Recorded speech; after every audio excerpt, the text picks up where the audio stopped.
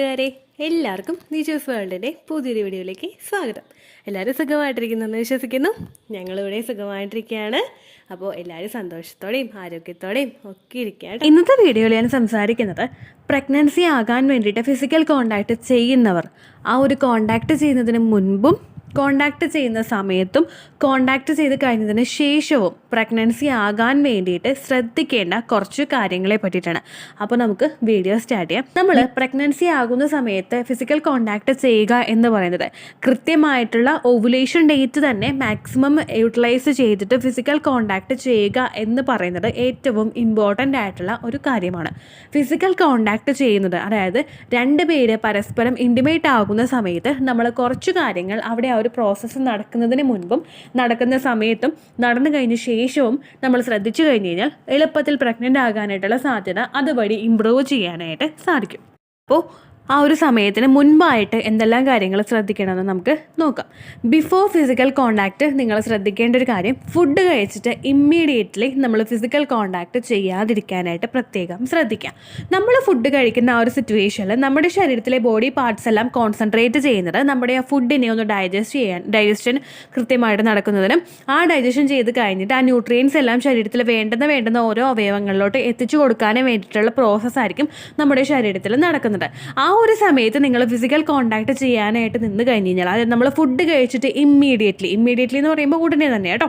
അപ്പോൾ ഫുഡ് കഴിച്ചിട്ട് ഉടനെ തന്നെ നമ്മൾ ഫിസിക്കൽ കോണ്ടാക്ട് ചെയ്ത് കഴിഞ്ഞ് കഴിഞ്ഞാൽ അവിടെ നമുക്ക് നടക്കുന്ന പ്രോസസ്സൊക്കെ ഭയങ്കര സ്ലോ ആയിരിക്കും. നമുക്കുണ്ടാകുന്ന സെർവിക്കൽ മ്യൂക്കസ് ചിലപ്പോൾ നന്നായിട്ട് വരണമെന്നില്ല.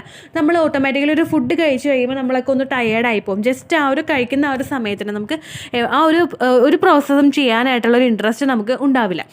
അപ്പോൾ നമുക്ക് സെർവിക്കൽ മ്യൂക്കസ് ഉണ്ടാകുന്നതിൻ്റെ അളവ് കുറവായിരിക്കും. അതുപോലെ പുരുഷന് ഇജാക്കുലേഷൻ സംഭവിക്കുന്നത് പെട്ടെന്ന് തന്നെ ഉണ്ടായിക്കൊള്ളണം, പെട്ടെന്നല്ല ഒരു നോർമൽ ടൈമിൽ ഉണ്ടായിക്കൊള്ളണമെന്നില്ല. നമ്മൾ ടയേർഡായി പോകുന്നൊരു സിറ്റുവേഷനും അതുമൂലം ഉണ്ടാകും. അപ്പോൾ നിങ്ങൾ ഫിസിക്കൽ കോണ്ടാക്ട് ചെയ്യുമ്പോൾ മസ്റ്റായിട്ട് ശ്രദ്ധിക്കുക, ഫുഡ് കഴിച്ചിട്ട് ഇമ്മീഡിയറ്റ്ലി ഫിസിക്കൽ കോണ്ടാക്ട് ചെയ്യാതിരിക്കാനായിട്ട് പ്രത്യേകം ശ്രദ്ധിക്കുക കേട്ടോ.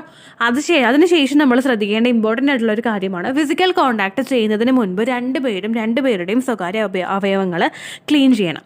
ഫിസിക്കൽ കോണ്ടാക്ട് ചെയ്യാൻ തുടങ്ങുന്നതിന് മുൻപായിട്ട് നമ്മൾ ഇൻറ്റിമേറ്റ് ഹൈജീൻ കൃത്യമായിട്ട് മെയിൻറ്റെയിൻ ചെയ്തിട്ടില്ല എങ്കിൽ നമുക്ക് ഇൻഫെക്ഷൻസ് ഉണ്ടാകാനായിട്ടുള്ള സാധ്യത വളരെയധികം കൂടുതലാണ്. നമ്മുടെ ആ ഒരു ഇൻറ്റിമേറ്റ് ഹൈജീൻ, നമ്മൾ യൂറിനേറ്റ് ചെയ്യുന്ന സ്ഥലം അല്ലെങ്കിൽ നമ്മൾ ആ ഒരു ഏരിയയൊക്കെ കൃത്യമായിട്ടുള്ള രീതിക്ക് ഹെൽത്തി ആയിട്ട് കൊണ്ടു നടന്നിട്ടില്ല എങ്കിൽ നിങ്ങൾക്കറിയാം നമ്മുടെ ആ ഒരു സ്വകാര്യ ഭാഗങ്ങളെല്ലാം ഒരിക്കലും വായു സഞ്ചാരം കൂടുതലായിട്ട് ഇല്ലാത്ത ഏരിയകളാണ്. അപ്പോൾ ആ ഭാഗത്ത് നമുക്ക് ആ ഒരു വായു സഞ്ചാരമൊക്കെ ഇല്ലാതിരിക്കുന്ന സമയത്ത് നമുക്ക് ഒരു ബാഡ് സ്മെല്ല് അവിടെ ക്രിയേറ്റ് ചെയ്യാനായിട്ടുള്ള സാധ്യത വളരെയധികം കൂടുതലാണ്, സ്ത്രീകൾക്കായാലും പുരുഷന്മാർക്കായാലും. ആ ഒരു സമയത്ത് നമുക്ക് ആ ഒരു ഫിസിക്കൽ കോണ്ടാക്റ്റിൻ്റെ ആ ഒരു പ്രോസസ്സ് കൃത്യമായിട്ട് നടക്കണമെങ്കിൽ നമ്മുടെ ആ ഒരു ഭാഗമെല്ലാം കൃത്യമായിട്ട് ക്ലീൻ ആക്കി തന്നെ നമ്മൾ മെയിൻറ്റെയിൻ ചെയ്യണം.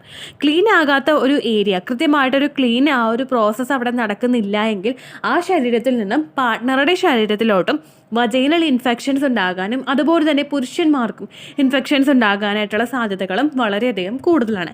ഈ ഇൻഫെക്ഷൻസ് നമുക്ക് ഒരു തവണ പിടിപെട്ട് കഴിഞ്ഞ് കഴിഞ്ഞാൽ പിന്നീട് അത് മാറ്റിയെടുക്കാനായിട്ട് നമുക്ക് ഒരുപാട് ബുദ്ധിമുട്ടുകൾ ആ ഒരു സമയത്ത് ഉണ്ടാകും. നമ്മൾ ക്രീം ഉപയോഗിച്ചാലും മെഡിസിനൊക്കെ കഴിച്ചു കഴിഞ്ഞാലും വൺസ് നമുക്ക് ആ ഒരു ഇൻഫെക്ഷൻ വന്നിട്ടുണ്ടെങ്കിൽ പിന്നെയും നമുക്ക് ആ ഒരു ഇൻഫെക്ഷൻ വരാനായിട്ടുള്ള സാധ്യതകൾ വളരെയധികം കൂടുതലാണ്.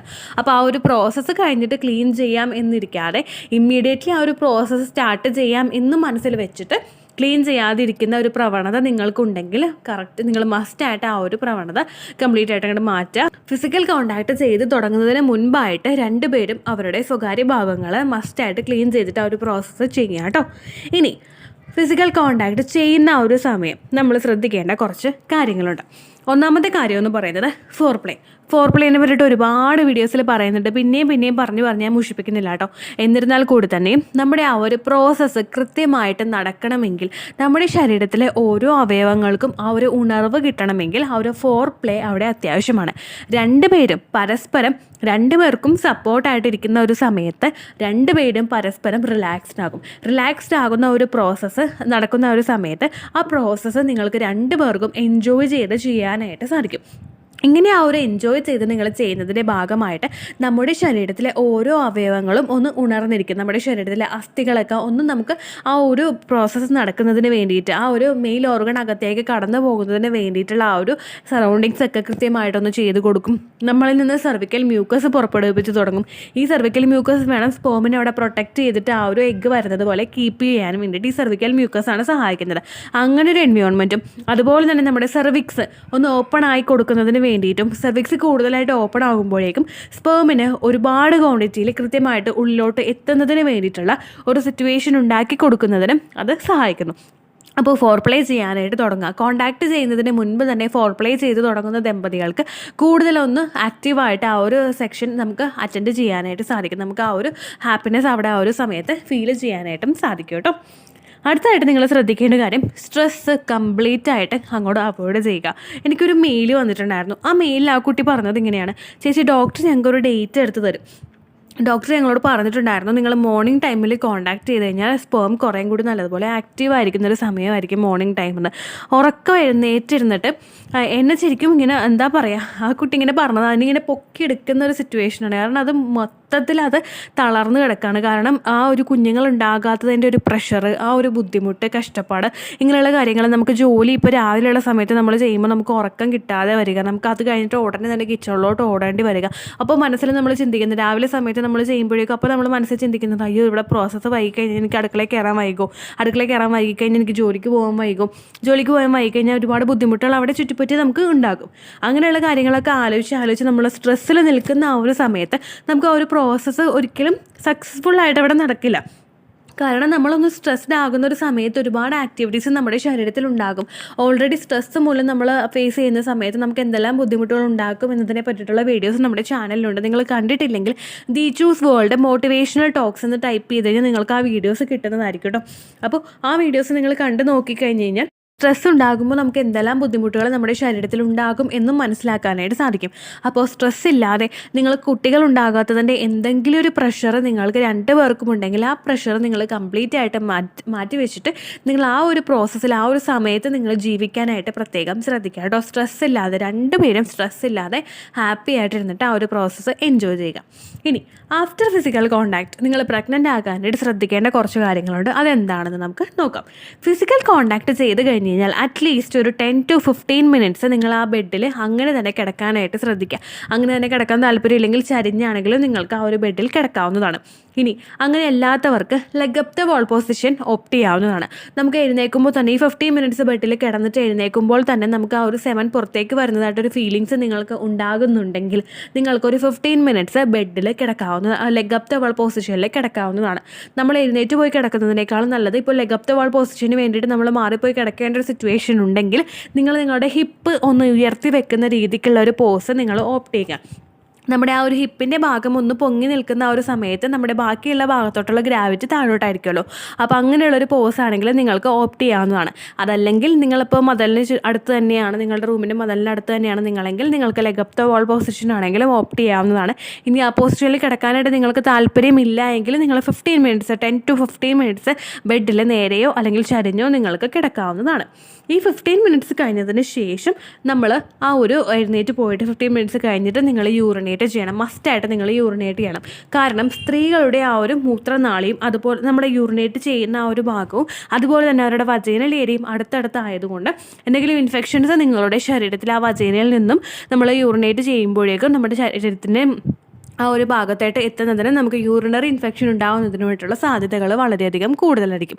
അപ്പോൾ അതൊന്ന് പ്രിവെൻറ്റ് ചെയ്യാനായിട്ടാണ് ആ ഒരു ഫിസിക്കൽ കോണ്ടാക്റ്റ് കഴിഞ്ഞ് കഴിയുമ്പോഴേക്കും ഉടനെ തന്നെ നിങ്ങൾ പോയി യൂറിനേറ്റ് ചെയ്യാം കേട്ടോ. പിന്നെ ഫിസിക്കൽ കോണ്ടാക്ട് ചെയ്ത് കഴിഞ്ഞിട്ട് നമ്മൾ ആ യൂറിനേറ്റ് ചെയ്യുന്ന സമയത്ത് നമ്മുടെ ആ ശരീരത്തിലെ ഇൻറ്റിമേറ്റ് ഭാഗങ്ങളൊക്കെ നിങ്ങളൊന്ന് ക്ലീൻ ചെയ്യുക. നമ്മൾ ചെറിയൊരു ചൂടുവെള്ളം ഉപയോഗിച്ചിട്ടോ അതല്ലെങ്കിൽ ജസ്റ്റ് നമ്മൾ ആ ഒരു വെള്ളം ഉപയോഗിച്ചിട്ട് നമുക്ക് ആ ഒരു ഏരിയ ക്ലീൻ ചെയ്യാവുന്നതാണ്.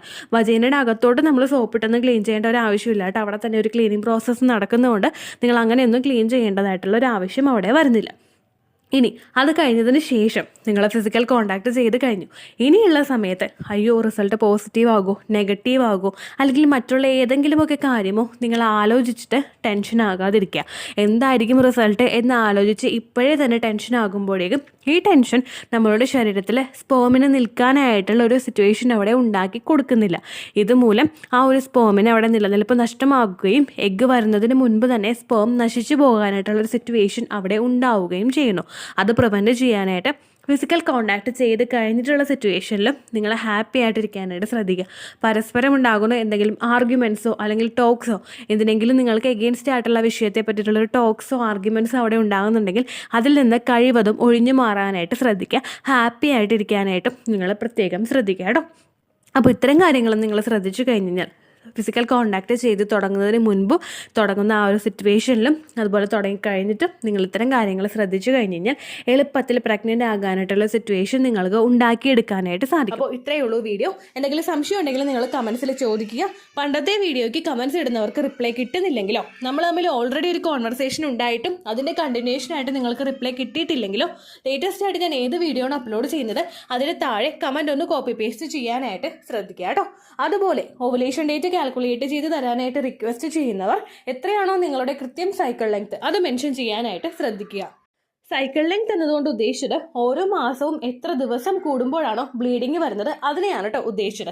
അതായത് ജനുവരിയിൽ നിങ്ങൾക്ക് ഒരു 1-ാം തീയതിയാണ് ബ്ലീഡിങ് വന്നതെങ്കിൽ ഫെബ്രുവരിയിൽ നിങ്ങൾക്ക് 2-ാം തീയതിയാണ് ബ്ലീഡിങ് വരുന്നതെങ്കിൽ ജനുവരി 1-നെ ഡേ 1 ആയിട്ടെടുത്ത് ഫെബ്രുവരി 2 വരെ എത്ര ദിവസമുണ്ടോ അത് എണ്ണി പറയുന്നതാണ് സൈക്കിൾ ലെങ്ത് എന്നതുകൊണ്ട് ഉദ്ദേശിച്ചത് കേട്ടോ.